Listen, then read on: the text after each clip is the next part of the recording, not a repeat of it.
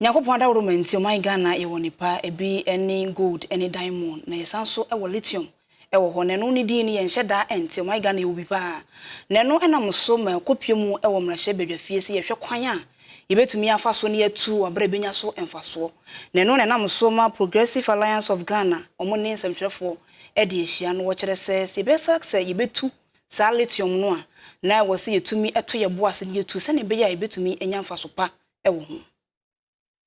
Oswafo no na hwe ensase ene odomankoma ne pa wode adom ye onumnyamfo Emmanuel Kofi Amaboa e de atorma hyebedwafo enim se efam agudie a eye lithium sei so my Ghana eye se ye de yehu ehyemu ayebebo kai sanse kane no na ton bia no eye $3,000 na so sei no atia bafom a ebegina $630 enenti say yedi ensika hyemu a yebeboka e wasama ne boyin ho no na Progressive Alliance of Ghana Afren Centrofo enhyemu na pani a oda won ano e de atu dwa se o my Ghana obaade no acheye asase mo nipa bebre ebi te se sika kokoye gold denchembo diamond lithium ene afoforo ahodo bebre a se yetu ne yetu no kwan paso ne yetu ne yia anka o my Ghana ye wosika pa na sei no ye de ani akyemu se lithium ho dwumedie ne ye ba bedi a o my no enya mfaso bia emfemfiri so pani a ono eneda Progressive Alliance of Ghana Dr. Johnson achechre ne nsem ne mu e won sentrefo nhyiemu no ase. It just requires government initiative, setting aside scientists, engineers, entrepreneurs, and get them to find out ways of getting the lithium out of the ground. And it's not a secret. If you go online now, you find out how you can mine lithium. It's all there. And so we now take that creativity forward, empower our people.